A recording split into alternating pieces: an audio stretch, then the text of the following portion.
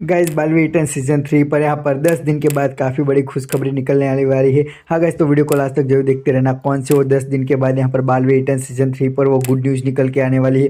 अगर आपको जानना है तो वीडियो को लास्ट तक जरूर देखते रहना, क्योंकि इस वीडियो में काफ़ी ज़्यादा इन्फॉर्मेशन लेकर मैं आ चुका हूँ बालवी रिटर्न सीजन 3 के एक न्यू एपिसोड में।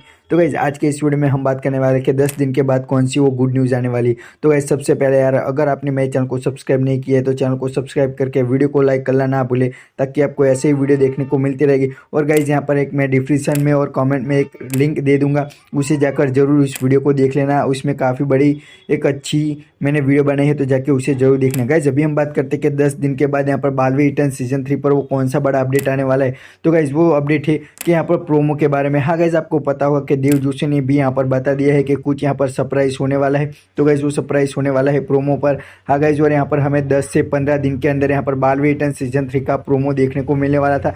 और ये गाइस मुझे अपडेट बताना था आपको, इसलिए यहाँ पर मैंने एक वीडियो बना दिया है। तो ये वीडियो आपको कैसा लगा वो कमेंट करके जरूर बताना। जो मैं यहाँ पर लिंक दे रहा हूँ उसे जरूर चेकआउट कर देना। Thanks for watching.